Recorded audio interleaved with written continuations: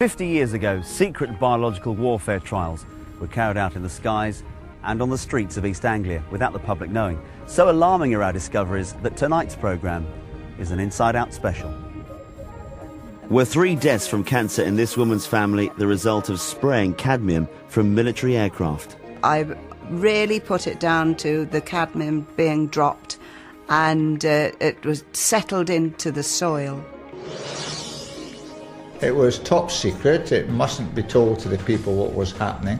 I think it does matter, you know, in terms of the health of people, that they know that this is being inflicted on them. We came to the conclusion that no one is likely to have suffered any harm from the amounts of zinc cadmium sulfide they might have encountered even in a worst case scenario.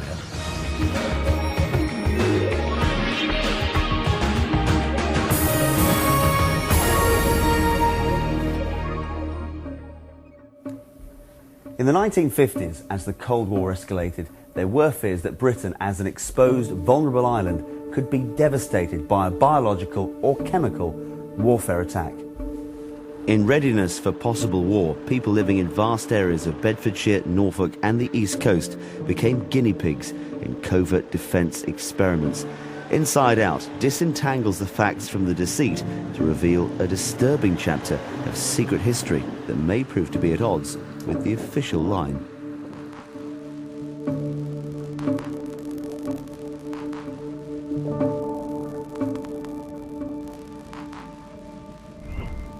A chemical concoction comprising cadmium was used to mimic how a biological germ cloud would spread if Soviet Russia released one during an attack on us.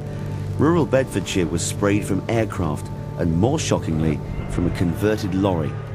The city of Norwich was hit over a sustained period. The Ministry of Defence have consistently said there was no significant health risk as a result of the experiments. I used to work in the cancer field, and I always knew that cadmium, you know, was a deposit in your body that you oughtn't to have. Why they chose cadmium, why they did the whole test, you know, is a mystery to me. In 1963, Norfolk was first sprayed with this chemical. At the time, Yvonne Jarman lived on Halvergate Marshes near Great Yarmouth. There was no history of cancer in her family before then. First of all, my mother had esophageal cancer and she died with it. And then my sister, she had esophageal cancer and she died with it October 2005. And then my brother, he died with it, and this was earlier this year. And now I've got it. Do you believe then that Halvergate could have a higher concentration of this cadmium because of its position and where the wind would have blown the zinc cadmium sulfide at the time of the tests? Well, I don't know if it could have been any more there, any more than it is in other places, but I'm pretty sure that Halvergate had its fair share. Inside Out has delved deeper into this story. Not only have we discovered that scant regard was paid to the safety of these experiments, but that there were highly questionable ethics involved. So how did it all come about? In the 1950s, the Russians were taking an aggressive stance, yet if war came again, it would be played under different rules. Chemical, biological and nuclear weapons were waiting in the wings. Here in Britain, the Defence Research Establishment at Porton Down in Wiltshire was doing its best to find ways to protect us. Porton Down wanted to find out if the Soviets launched a biological cloud off the coast of Britain and it rolled across Britain. They wanted to see what effect it would actually have in killing people and inflicting damage on Britain. So what they had to do is look round for something that they called a simulant. Now, a simulant is a supposedly harmless substance that mimics all the properties of a real biological warfare agent. And they settled on a substance called zinc cadmium sulfide.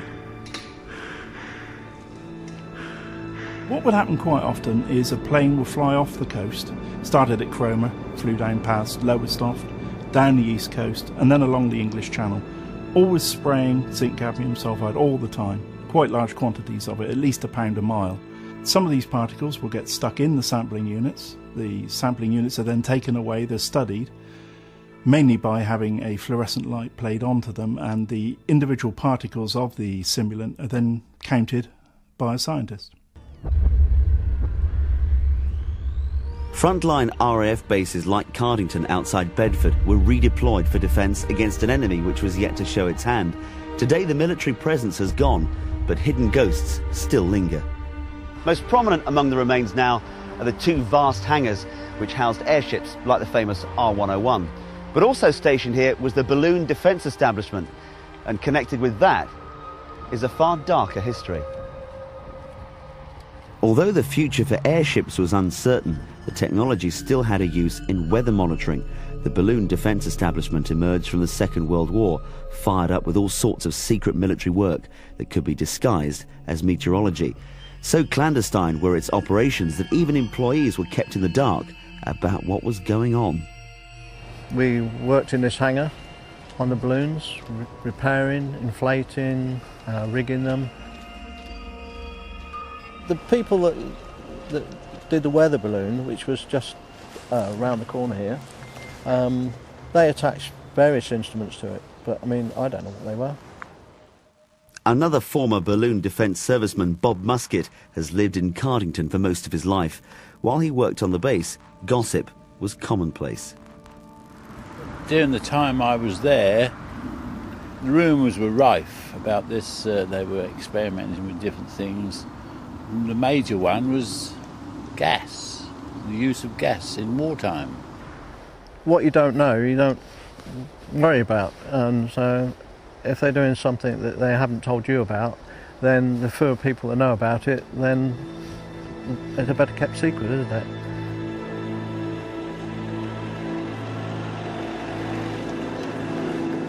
At the time, Porton Down was a completely secret establishment.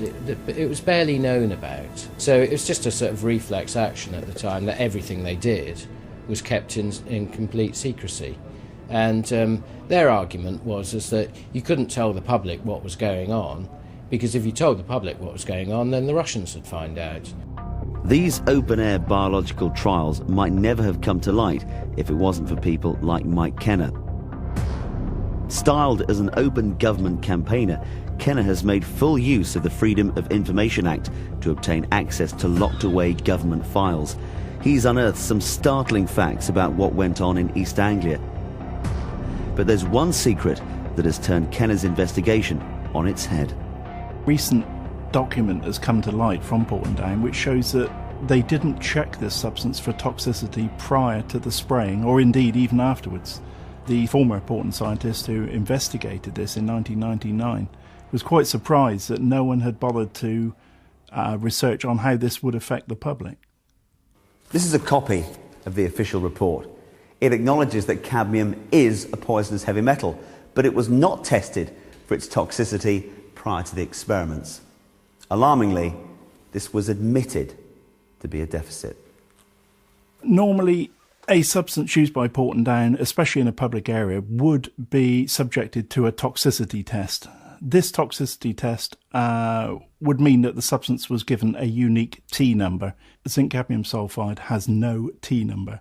No one appears to have looked into the ramifications of breathing this substance in, especially in the size that they sprayed it in, between 1 and 5 microns, which obviously means that it gets deep into your lungs. Coming up, the lanes of Bedfordshire turned into an outside laboratory. The amount of cadmium we're exposed to anyway, by which is released by industry into the atmosphere, is very much greater than anyone was exposed to from this. We know something that potentially was harmful was introduced into the atmosphere here.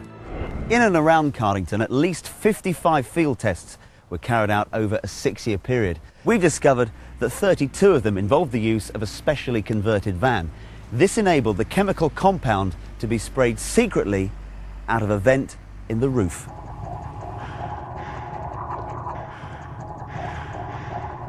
The main thing with the Cardington trials was the amount of experiments that were carried out per day. Sometimes, the minimum I think was 4, and then the maximum was 6 on some days. So many trials were done on the same day. The quantities were huge. In fact, Porton Down sprayed in one series of trials in one day. They sprayed so much that all the trials results merged together. They couldn't tell the individual trials apart. Scientists who were actually providing the source, they were completely protected against this substance. Yet, a few yards away from the van, there were people walking around totally unprotected. It sounds dramatic, but there would have been newborn babies in prams, there would have been young children, there would have been old people, there would have been people with asthma. If you lived next to that route, you were really taking in quite a large dosage over a very small period of time.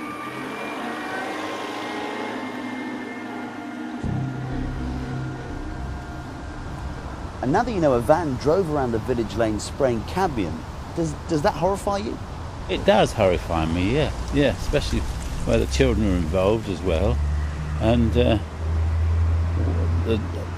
idea of spraying different villages, the roads in different villages, is absolutely abhorrent, as far as I'm concerned. It should never have happened. This lack of thoroughness by Porton Down caused a problem for the Labour government in 1999.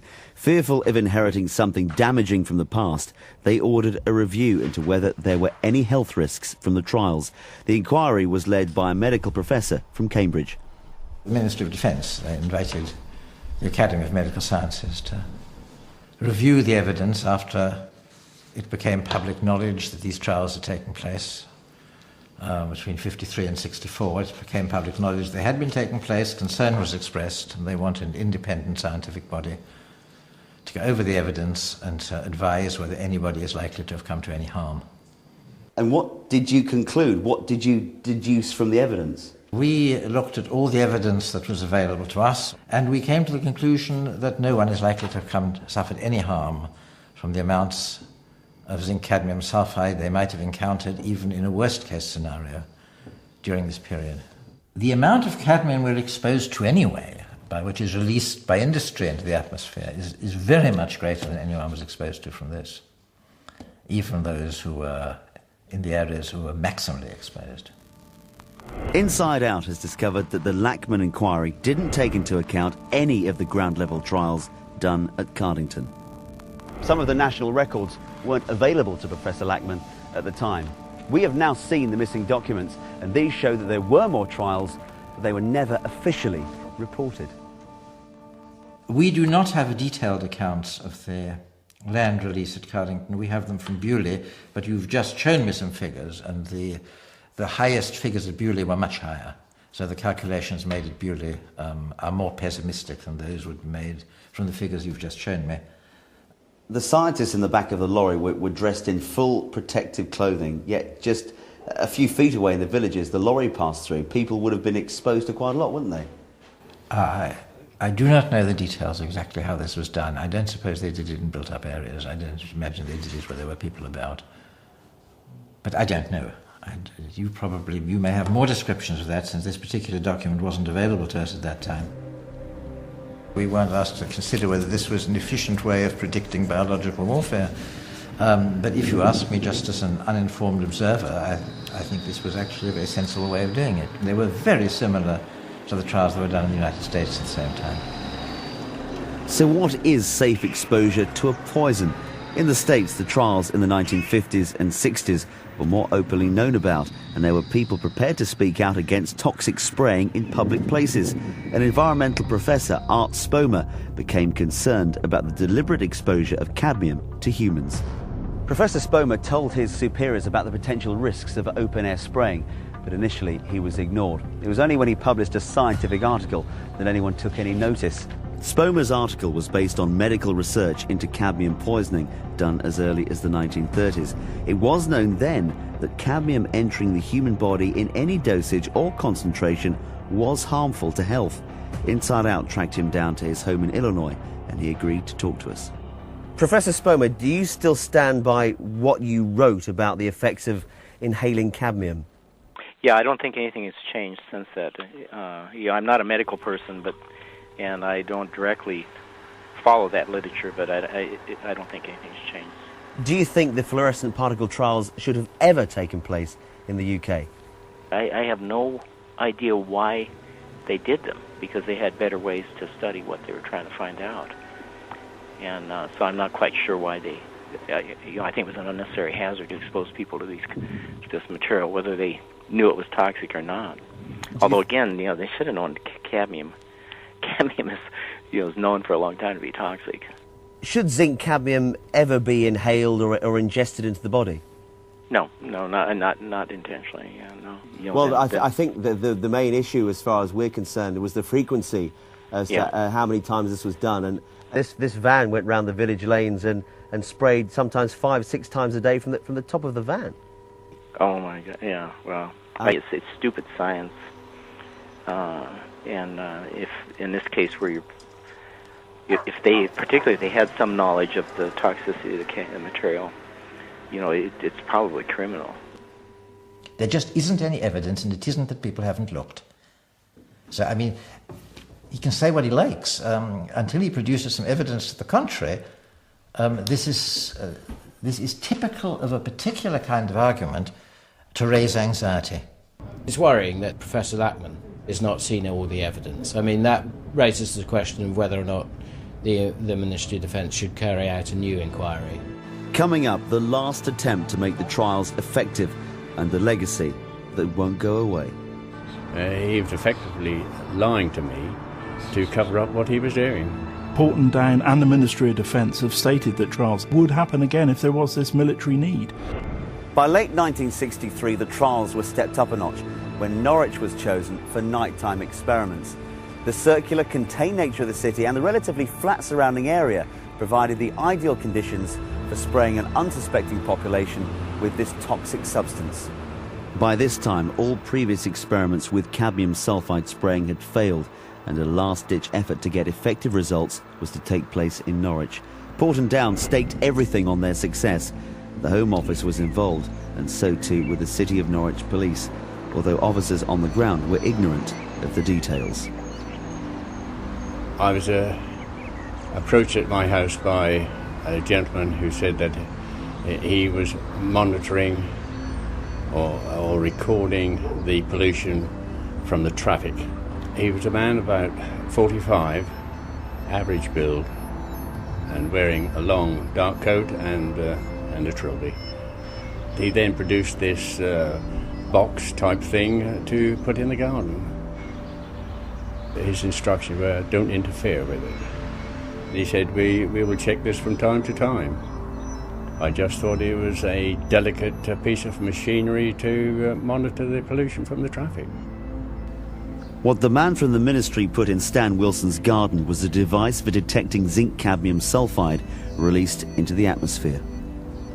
If somebody had asked me what the apparatus was in my garden for, I would have told them exactly what I'd been told. It was for the traffic pollution.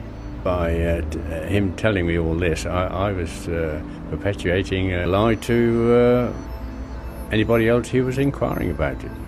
I feel completely disgusted that they should have used this cadmium sulfide when they knew that it was a very dangerous poison. No one was to know. As we now know, police officers were involved. They were not told why.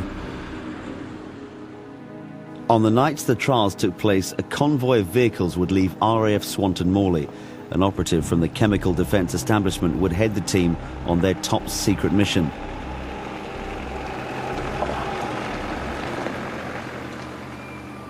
They drove to various locations on the outskirts of Norwich to install sampling devices set up to detect clouds of zinc cadmium particles which would imminently be released from a military aircraft and carried on the wind.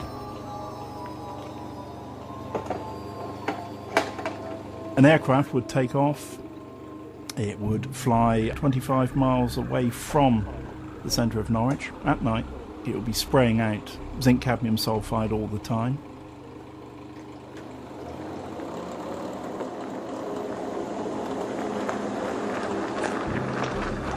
As the cloud approached Norwich at night, there was Porton had a mobile dark room that would be at the leading edge of the cloud. It would take air samples every few minutes, quickly shine a UV light onto the samples just to see if anything fluoresced. The minute anything fluoresced in great numbers, they knew that they had this zinc cadmium sulfide cloud coming through. Arrival is 25 and counting. The official Porton history of the zinc cadmium sulfide programme It says a very strange thing about Norwich. It says that the exposure was, however, considerable. This is a very strange statement. They do not make this statement for the rest of the trials that were carried out, and there's over 100 of them in the UK.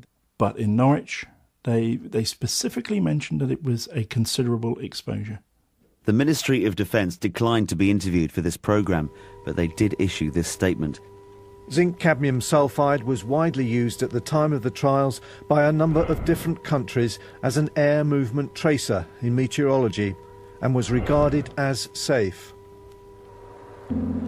Cadmium naturally resides in the soil, but any increase in the levels present as a result of these trials and any potential health risks are causing concern. Jean Corley grew up next to an allotment where one of these sampling machines was placed. I believe that there could be a link between my mother's cancer and the tests that were carried out over Norwich from the fact that we ate our own vegetables that my father grew. I'm also concerned that my brother and I, as we ate the same produce, might actually end up with the same disease as my parents did. My mother was a brilliant grandmother, absolutely adored her grandchildren, and she always looked on them as her boys, always used to ask how her boys were.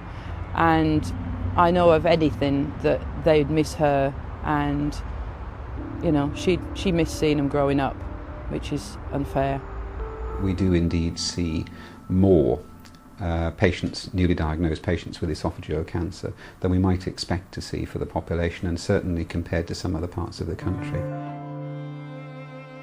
Many of them will have worked on or lived off the land. It's quite striking, but I think that probably reflects the part of the country that we're in. We're in a part of the country that's, of course, intensely agricultural, and I think that to some extent reflects that. But it is something that would, I think, make one look for a possible link.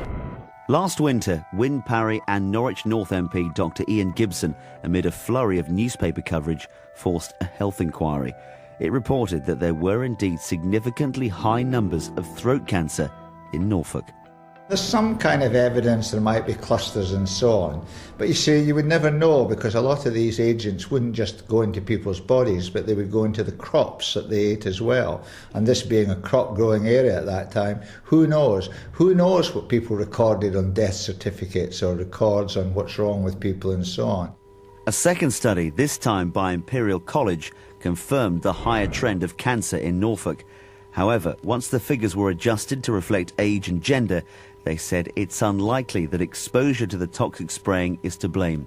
Now the Chief Medical Officer, Sir Liam Donaldson, has concluded that there is no excess risk to throat cancer across Norfolk compared to the rest of the country. Somebody should be running around Norfolk now to see how much esophageal cancer there really is, what's been missed, and what the true figure might be. Maybe Wyn Parry's the man to do it.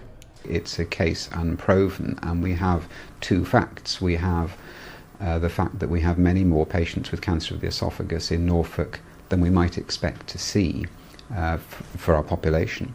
And we also have the fact that in the 1960s, a chemical was dropped over part of Norfolk and a sizable part of Norwich that we know can cause health risks. They are two separate facts, and it would be speculation to link them, but as a scientist I think it would be sensible to look at that, which is something that we would hope to be able to do in the fullness of time. But what about Cardington and Bedfordshire? The local MP, Alistair Burt, knew nothing of the trials which affected so much of his constituency. Inside Out showed him the details of what we'd discovered.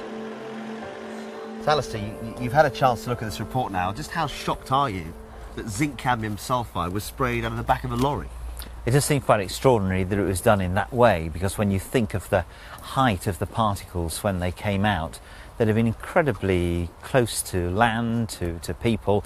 They wouldn't have been as easily dispersed in the air as they would have been if they'd been dropped from an aeroplane, and it does seem an extraordinary story.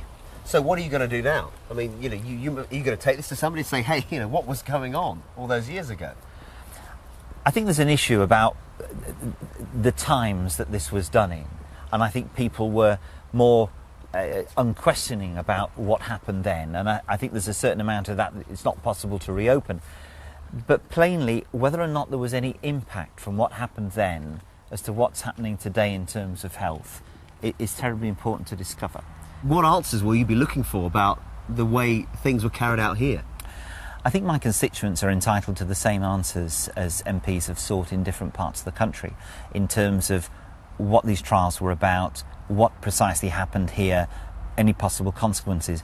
But in particular, because of the way in which these trials were carried out, the fact that they were done so differently here, the lorry travelling around, the numbers of times per day they were done, the way in which the stuff was produced and introduced into the atmosphere here, that's palpably different, as far as we're aware, from what may have happened somewhere else. Now, accordingly, I think it's up to me to talk to the health authorities here in Bedfordshire to ask them whether there's any possibility of there being any incidences of cancer, any clusters of cancer that might possibly have been related to this. And I think that work has to start now, because with this being so long covered over, having brought it to mind now, we've got to find out in order to reassure people to make sure they know that they're safe.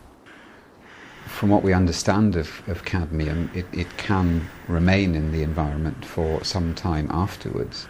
I think if they were aware of the full spectrum of risks, then it was probably questionable at the very best. The question whether this was a correct thing to do is, as I say, not a question that we were asked to approach. That's a question for government. I mean, one can see that in the 21st century that would probably be considered very improper. At the height of the Cold War, people's views on this may have been slightly different. And although one is always terribly sympathetic to people who are sick, it's terribly dangerous for this reason, impose causality on things that happen to be in your mind, but there is really no reason to believe that anybody came to any health harm from it. Well, I've read Professor Lackman's report. I think he's an excellent scientist, good at analysing data, but he's only as good at analysing as the data he actually gets. I think there are lots of gaps that need to be covered and looked into. Now they have to admit that actually since the tests, doubts about the safety of that compound have arisen. And that, I think that's very politically damaging for them. And the problem that they've got is that they're left with not very reliable data, but also the other problem that they have is that they've released a whole load of material out into the countryside and they're not absolutely sure how much they have actually released, which causes them a problem when they're asserting that it's completely safe. I mean, it's a bit of a cock-up, really. I'm not particularly looking forward to what the times ahead, because it's certainly not a very pleasant death. And I think this is an absolute dreadful thing. I think they're just sweeping everything under the carpet, and just how they always do with everything. Quite often, it's just getting that public apology that's important. Some minister, some Prime Minister has to stand up and say sorry about what happened years ago. The population of Norfolk, the population around Bedford, in fact the whole east of England, could still be at risk from future experiments, which the Ministry of Defence refused to rule out. There's more background to this story on our website, bbc.co.uk/Inside Out. Next week, a Network Inside Out special on the rise of Eastern European immigration. And in 2 weeks, another chance to see Heidi's story of hope in America. We'll be back for a new series in January when we move to a Wednesday night. Keep your surprising stories coming from all the team. Bye-bye.